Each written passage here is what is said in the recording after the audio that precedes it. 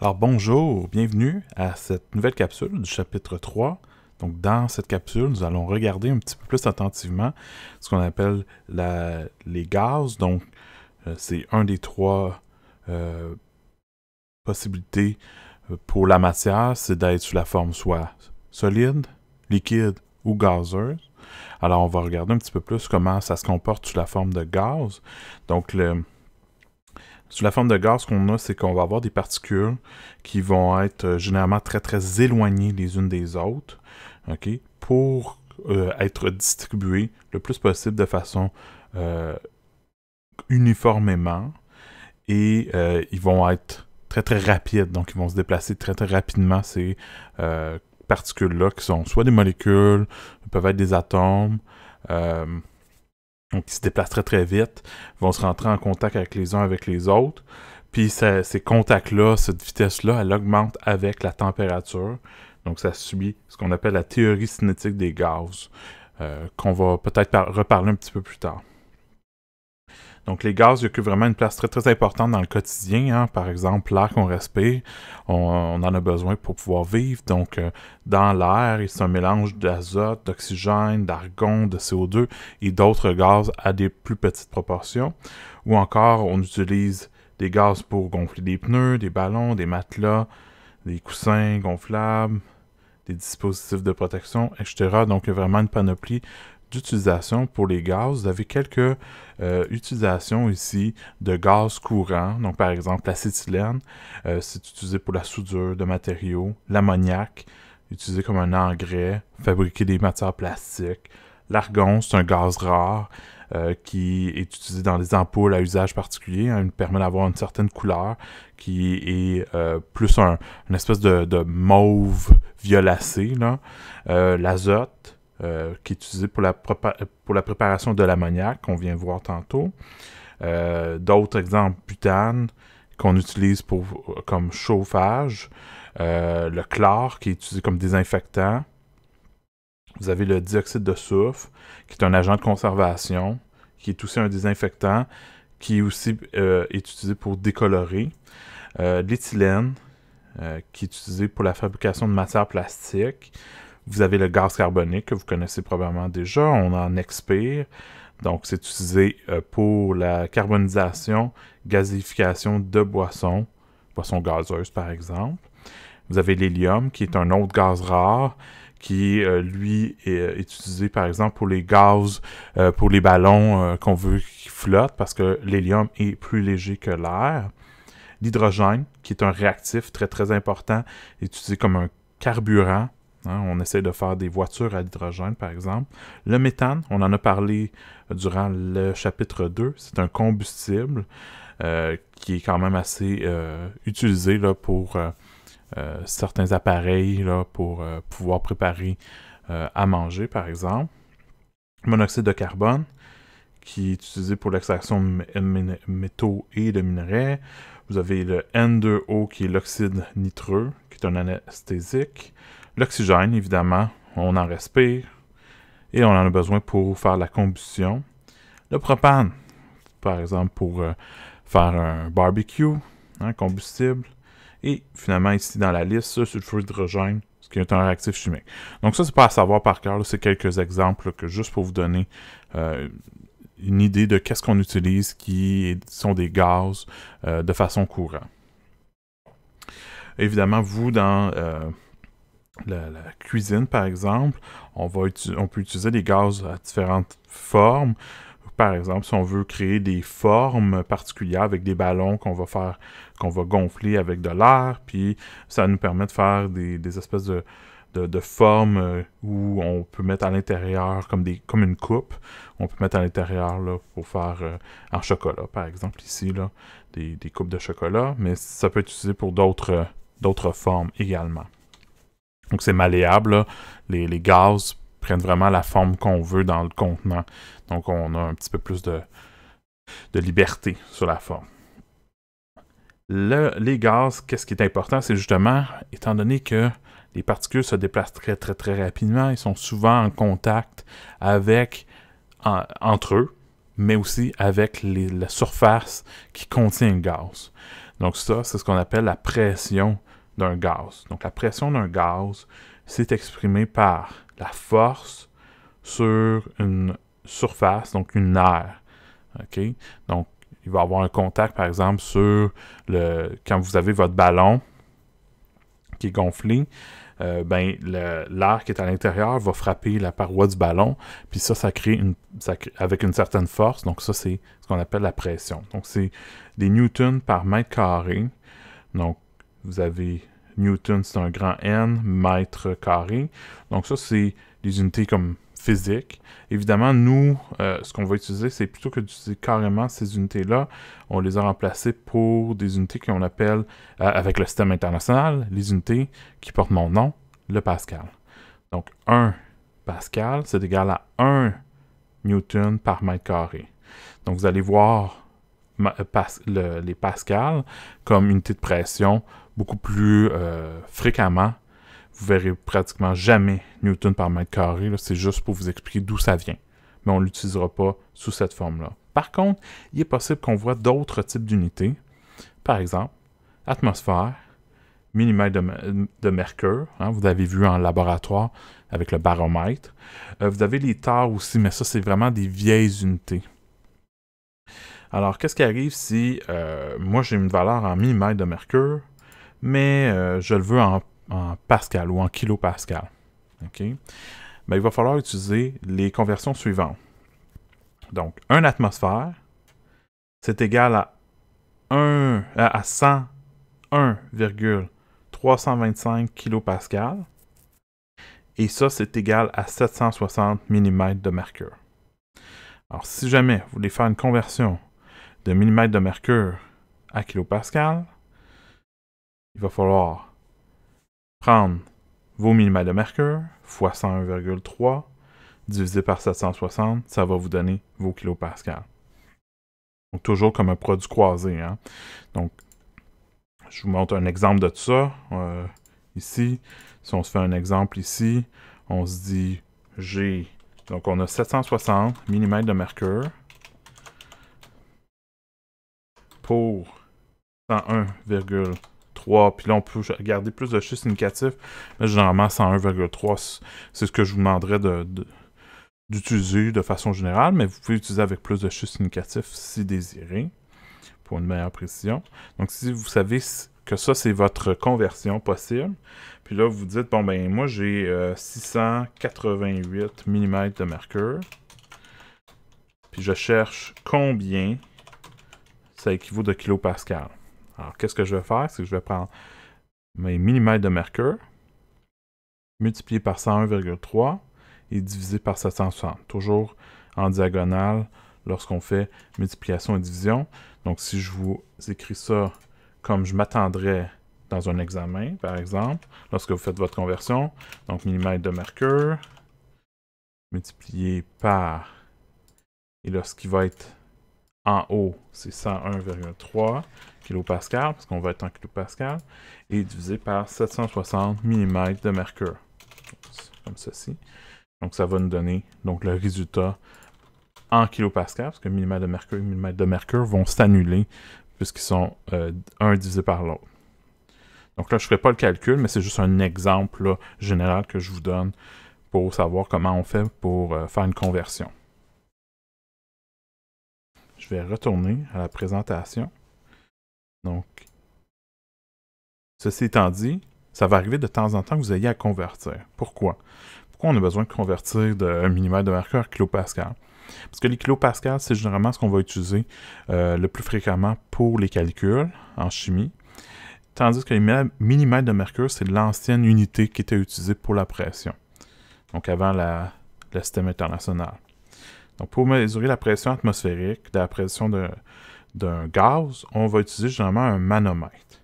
Puis c'est à cause de l'utilisation du manomètre que les millimètres de mercure sont encore présents, peuvent être encore utilisés. Pourquoi? Parce que le principe va reposer sur le déplacement d'une colonne de mercure. Donc, d'où pourquoi c'est en millimètres de mercure. Donc, on déplace d'une certaine distance, sur une certaine quantité de millimètres, une colonne de mercure. Donc, c'est pour ça qu'on parle de millimètres de distance pour un mercure. Parfois, on peut utiliser d'autres liquides, évidemment, parce que le mercure a quand même un danger maintenant, on le sait. Donc, à ce moment-là, il faut juste savoir c'est quoi qu'on a mis comme liquide, parce qu'on a besoin de sa densité avec précision. Puis, il faut qu'il reste inerte, c'est-à-dire qu'il ne faut pas qu'il réagisse avec le gaz qu'on est en train de regarder, sa pression. OK? Sinon, on va avoir un problème. Je vous montre un exemple de ça qui vous explique un petit peu comment ça fonctionne un manomètre. C'est pas quelque chose qu'on va voir beaucoup dans le cours. Fait que je fais juste vous l'expliquer comme vraiment comme des grandes lignes. Donc, ce qu'on a, c'est que vous avez la pression extérieure qui est ici. Puis vous avez la pression qui vient du gaz qui est emprisonné de l'autre côté. Donc, à gauche, la pression extérieure parce que c'est ouvert. Puis à droite, la pression du gaz, parce que c'est là qu'est connecté le gaz. Vous avez du liquide de mercure qui est emprisonné ici, dans la colonne qui fait un genre de U. Puis là, qu'est-ce qu'on va remarquer? C'est qu'on va avoir... généralement, on va pouvoir connaître la pression extérieure, okay? La pression atmosphérique qu'on a, on la connaît à l'aide de baromètre. Puis on va être capable de regarder c'est quoi la différence de pression entre l'extérieur et le gaz qui est pris à l'intérieur. Cette différence-là, c'est la distance entre le niveau du mercure qui est dans le tube qui va vers l'extérieur par rapport au niveau où est-ce qu'il est dans le gaz. Donc, dans le cas qui est ici, lorsque le niveau du gaz est plus bas que le niveau de l'extérieur, ça veut dire qu'il y a plus de pression qui provient du gaz. Donc, la façon de calculer ça serait de prendre la pression extérieure. Je vais essayer de l'écrire ici. C'est pas facile, là, avec les outils, avec une souris. Donc, la pression extérieure plus le delta H, donc la hauteur, la différence de hauteur entre le niveau ici et le niveau qui se trouve là. Donc, la différence de hauteur, on l'additionne, puis ça nous donne la pression du gaz.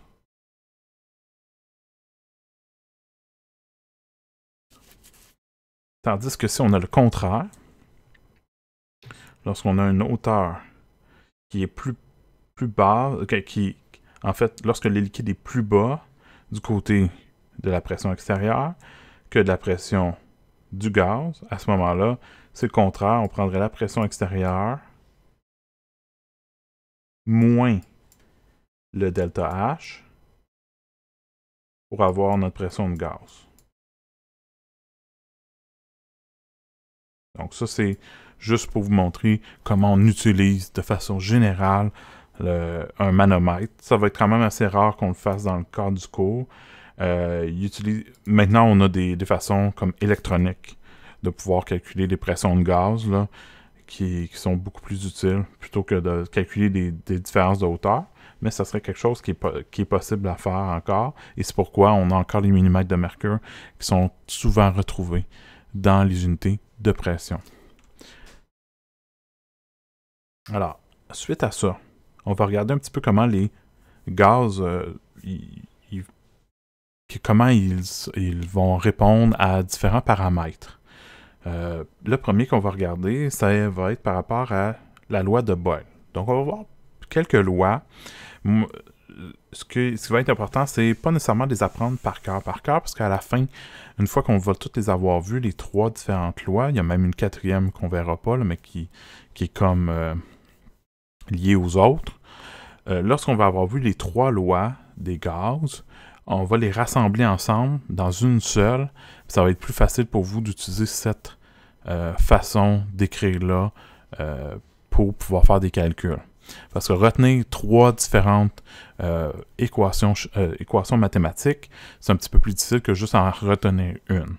Mais je vais quand même vous les montrer une par une pour vous expliquer d'où est-ce qu'ils viennent puis comment ça fonctionne. Alors, on commence par celle-là, la loi de Boyle, qui vient de Robert Boyle en 1662. Donc, ça fait très très longtemps que cette loi-là a été travaillée.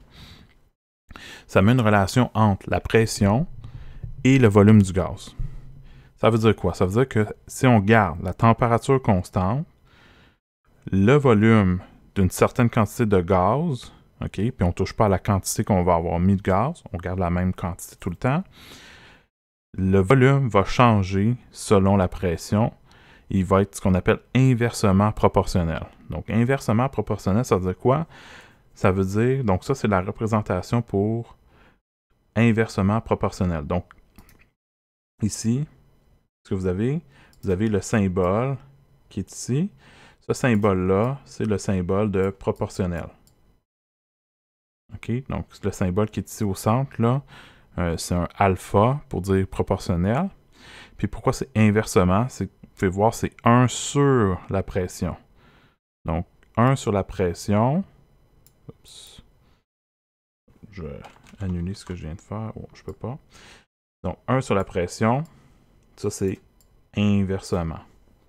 Ce qui veut dire que si vous prenez la pression, le volume plutôt, il va changer de façon contraire à la pression. Ça veut dire quoi? Ça veut dire que si la pression du gaz augmente, donc si j'augmente la pression, le volume va faire le contraire, le volume va diminuer. Et vice-versa. Si le volume du gaz augmente, sa pression diminue. Donc un des exemples de ça, c'est la respiration. Lorsque vous poussez vos poumons poussent, ça réduit le volume puis ça fait sortir le gaz à ce moment-là. Tandis que lorsqu'on inspire, on augmente le volume, ça fait que la pression diminue. C'est pour ça que là, à ce moment-là, on peut faire rentrer plus d'air. Je vous montre un petit peu ça avec un graphique pour que vous puissiez voir visuellement. Donc, qu'est-ce qu'on a? C'est que si on prend ici une certaine pression, on met 200 kPa, on représente par deux petits poids ici, qu'on a mis sur une plaque où le gaz est emprisonné avec un certain volume. Admettons 200 litres. Un certain volume, peu importe. Donc, on est à 200 kPa avec un certain volume. Ou plutôt, on va commencer à 100, excusez. On va commencer à 100 kPa. Donc, on a une pression de 100 kPa ici. Puis, on va comparer avec le 200 kPa. Donc, qu'est-ce qu'on voit? C'est que le volume qui est utilisé par le gaz est à un certain volume. Puis, si je diminue, plutôt j'augmente la pression, donc j'augmente la quantité de poids sur le niveau ici, sur le disque, ça réduit de beaucoup le volume. Ça emprisonne mon gaz à un volume plus petit. Vous voyez ici, si je suis à 400 kPa, je suis à une fois le volume. Si je diminue la pression de moitié, là, le gaz a un petit peu plus d'espace. Okay? Donc, le gaz va toujours réagir au contraire de ce qu'on est en train de faire avec la pression par rapport au volume.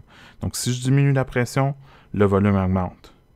Si j'augmente la pression, le volume diminue. Okay? Donc ici, le volume est plus petit à 400 kPa, qui est la plus haute. Puis, qu'est-ce qui arrive, c'est que si je diminue de la moitié, le volume va augmenter du double. Donc, on fait toujours l'inverse. Donc, si je divise par 2, lui, il multiplie par 2. OK? Et donc, c'est pour ça qu'on dit que c'est inversement proportionnel. On va écrire ça d'une certaine manière. Donc, qu'est-ce qu'on peut faire? C'est que on va remarquer que lorsqu'on prend la pression fois le volume, ça nous donne toujours une valeur qui est une constante. Donc, A ici, c'est toujours le même chiffre, tout à une constante. On n'aura pas à l'apprendre, par contre, parce que vous allez voir plus tard que lorsqu'on va ramener tout ça ensemble, soit qu'on n'utilise pas la valeur de constante ou que la constante qui va être à la fin, ça va être une constante comme pour toutes les différentes lois des gaz. Donc, en effet, à une température constante, le produit de la pression et du volume est toujours une constante, donc toujours le même chiffre. Ça veut dire que si je suis à une pression initiale fois le volume initial, puis qu'après ça, je fais un changement, je change la pression ou je change le volume, mais l'un va changer par rapport à l'autre. Donc, comme on avait vu tantôt, si je change la pression, donc je passe de 400 à 200 kPa, bien à ce moment-là, le volume va changer. Puis si je fais la multiplication, je vais me rendre compte que la pression initiale fois le volume initial va être égal à la pression finale fois le volume final. Donc ça, Donc ça, vous pouvez le voir d'une autre façon. Donc ce que vous avez peut-être vu ailleurs, autrement, c'est de cette façon-ci. Donc, si je vous montre, vous avez peut-être vu P1. Donc ici, je vais juste mettre... Oups. Je vais écrire P1 fois V1. Donc la pression fois le volume pour une première situation. Donc une première situation donnée. Si je prends la pression fois le volume, ça va toujours être égal à la pression fois le volume pour une deuxième situation. Donc P1 fois V1 est égal à P2 fois V2, qui est exactement la même chose que je viens de vous montrer avec les initiales puis les finales, mais peut-être que vous êtes plus habitué à le voir sous cette façon-là. Donc, pression pour une première situation fois le volume d'une première situation est égal à la pression d'une deuxième situation fois le volume de la deuxième situation. Parce que ça donne toujours le même chiffre quand je prends pression fois le volume pour des gaz. Alors, je reviens à la présentation. Donc, ça, c'est la loi de Boyle. Si on suit, on a une deuxième loi, la loi de Charles, qui, elle, a été formulée en 1787.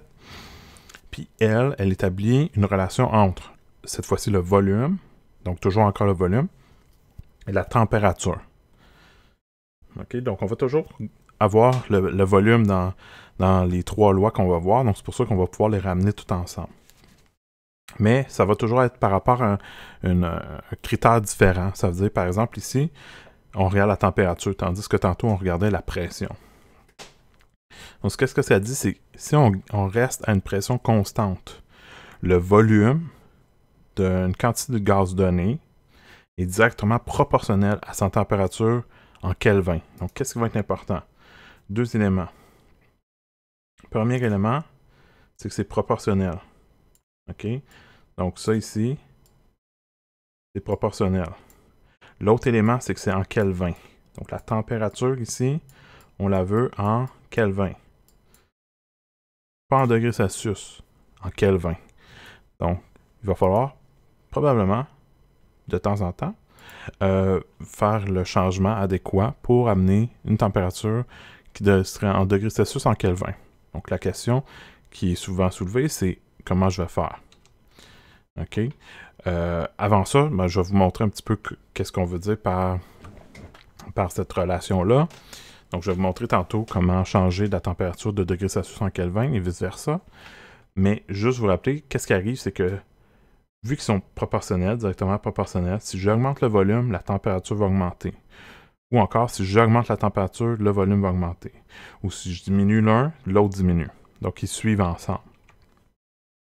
Ça veut dire que lorsque je veux faire une loi mathématique avec ça, qu'est-ce que je me rends compte? C'est que le volume puis la température sont égales si je mets une constante avec eux.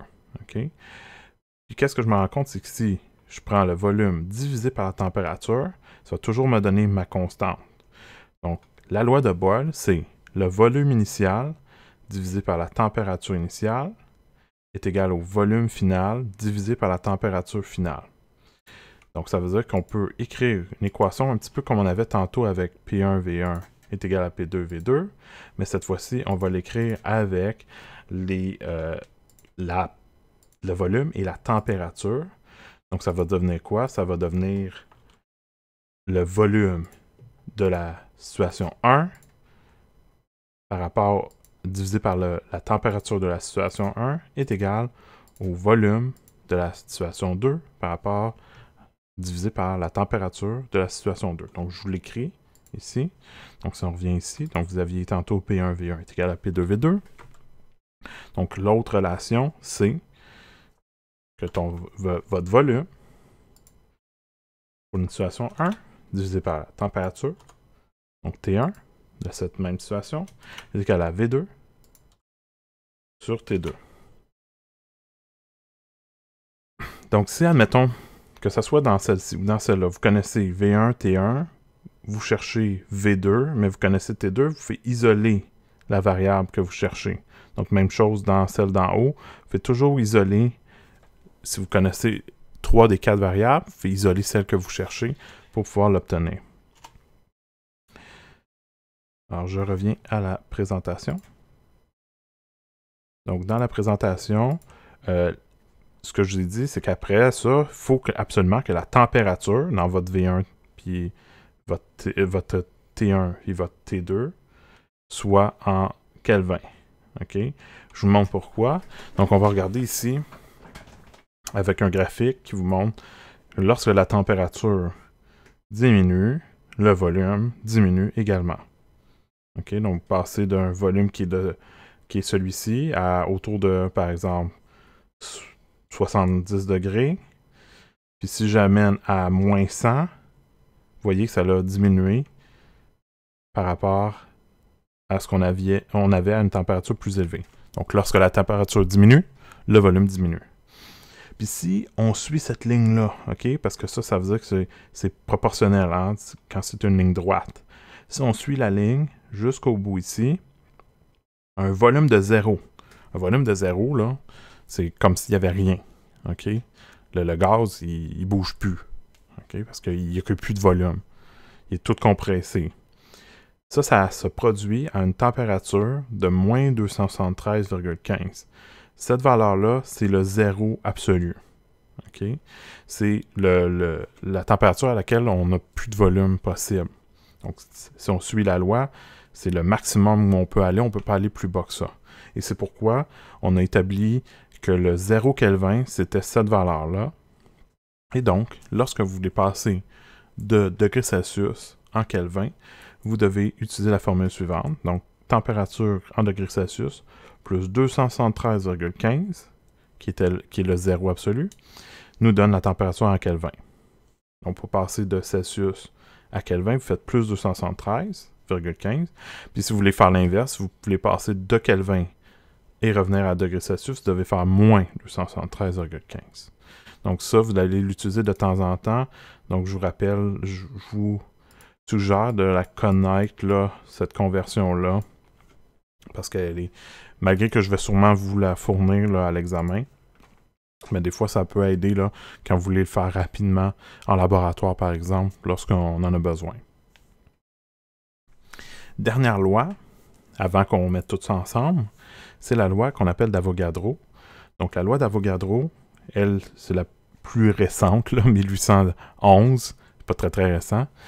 Elle dit quoi? Elle dit qu'à température et à pression constante, le volume d'un gaz est directement proportionnel à la quantité de gaz qu'on utilise. C'est-à-dire que le nombre de moles de gaz qui est à l'intérieur va faire varier votre volume. Si je mets moins de moles, il y a moins de volume utilisé. Si je mets plus de moles, le volume va augmenter. Donc, c'est directement proportionnel. Donc, comme tantôt, les deux suivent de la même façon. Un petit rappel, c'est que lorsqu'on parle de 1 mol, c'est 6,022 fois 10 à la 23 molécules de gaz. Puis dans les conditions normales de température et de pression. Donc ça, vous allez voir de temps en temps là, cette appellation-là. Les conditions normales. OK? Les conditions normales, c'est 273 Kelvin, donc 0 degrés Celsius, et 101,3, c'est la pression normale. Donc, ces deux-là, des fois, si jamais vous arrivez devant un exercice qui vous dit on est à température et pression normale, c'est ces deux valeurs-là. OK? Donc, faites référence à ces deux valeurs-là lorsque nécessaire, mais généralement, j'essaie de vous les indiquer parce que on peut oublier qu'est-ce que ça veut dire normal, mais 101,3, c'est la pression normale qu'on devrait avoir là, pour la pression atmosphérique. De façon générale, c'est 101,3. À cette température et cette pression-là, si je prends 1 mol de gaz, il va toujours occuper 22,4 litres. Donc ça, c'est l'espace, le volume occupé par 1 mol de gaz aux conditions normales. Peu importe c'est quoi votre gaz, que ce soit du CO2, que ce soit de l'oxygène, que ce soit de l'argon, peu importe, ça va toujours occuper le même volume pour les mêmes températures, même pression pour 1 mol de ce gaz-là. Donc ça, c'est ce qu'on appelle le volume molaire d'un gaz à pression et température normale. Évidemment, si vous êtes à d'autres pressions, d'autres températures, ce chiffre-là va varier. Alors, qu'est-ce qu'on a? C'est que cette équation-là, on peut aussi écrire, l'écrire d'une autre façon. On peut venir ici faire la même chose qu'on avait tantôt pour les deux autres. Donc, je vous ramène ici. Donc, ce qu'on va faire, c'est que on peut reprendre l'équation qu'on avait ici. Et à la place d'avoir T1, je peux avoir N1. Puis à la place de T2, ici, j'ai N2. Donc, V1 sur N1 est égal à V2 sur N2. OK? Parce que, comme pour la température, avec le volume, les deux étaient proportionnels, puis c'est la même chose ici. Donc ça, c'est la troisième loi.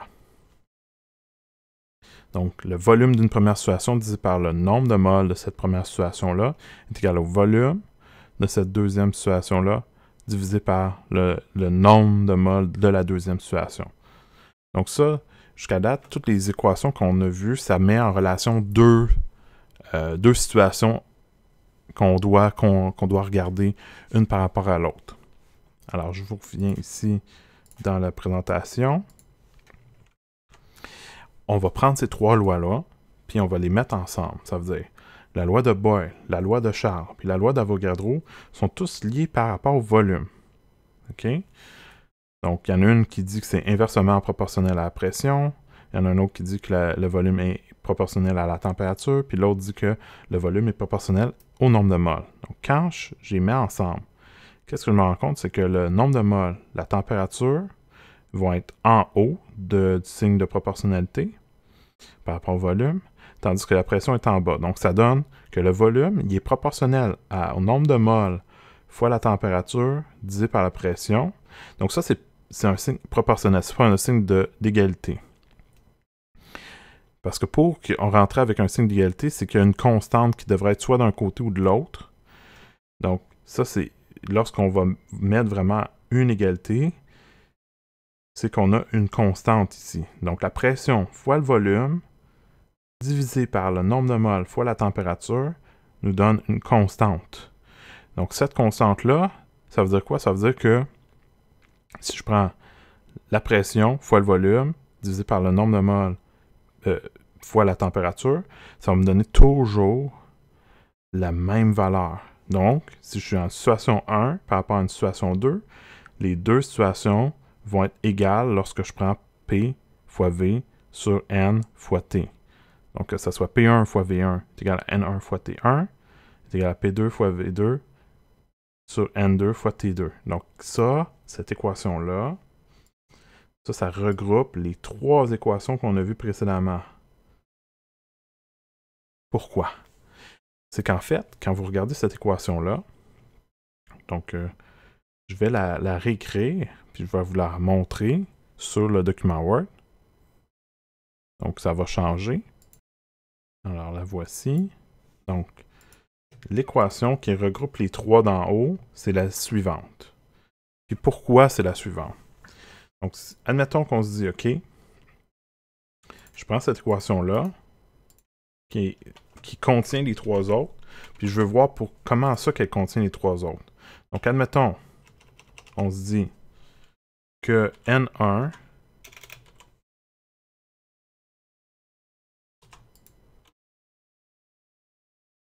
ou plutôt que le nombre de moles ne change pas. Donc, N1 est égal à N2. Donc, le nombre de moles reste constant. Et T1 est égal à T2. Ça veut dire que la température reste constante.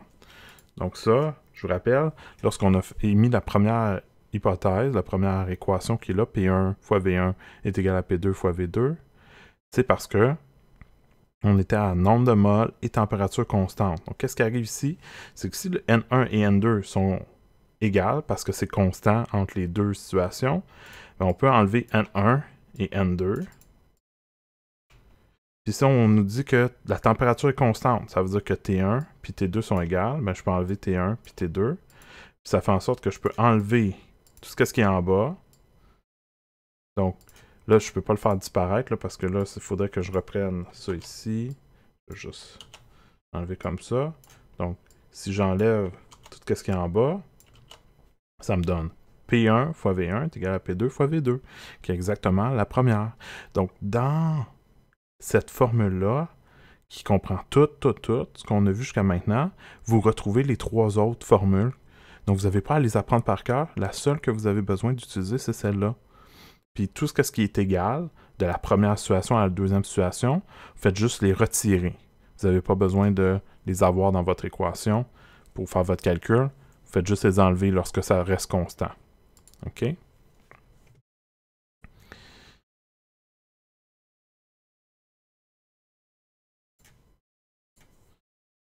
Alors,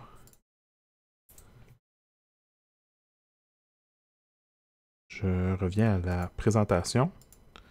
Donc, qu'est-ce que ça veut dire? Ça veut dire qu'au fond, excusez, ça veut dire que cette équation-là, c'est celle que vous allez vraiment toujours utiliser. Puis dans cette équation-là, il y a même une 4e loi des gaz qui est présente, celle qui met en relation la pression et la température, qui est la loi d'Harmotton, mais on n'a pas besoin de la prendre, parce qu'on les a, toutes ces lois-là, toutes ensemble. OK? Donc, je vais m'arrêter ici pour cette deuxième capsule, mais cette première sur les gaz. Dans la prochaine, qui est la dernière sur le chapitre 3, on va parler un petit peu plus de comment on va faire vos calculs à partir de cette équation-là. Donc, on va avoir un exercice que si vous voulez le regarder, c'est le suivant. Donc, l'exercice 3, on va le faire ensemble. Ben, vous allez essayer de le faire, puis je vais vous donner la réponse dans la prochaine diapositive, dans la prochaine capsule, excusez-moi. Et après ça, je vais vous montrer une formule qui est utile pour des fois où on n'a pas 2 situations ensemble, qui est la loi des gaz, qui est la loi qu'on appelle des gaz parfaits, donc qui est la suivante. Donc, je vous montre ça dans la prochaine capsule. Donc, d'ici là, à la prochaine.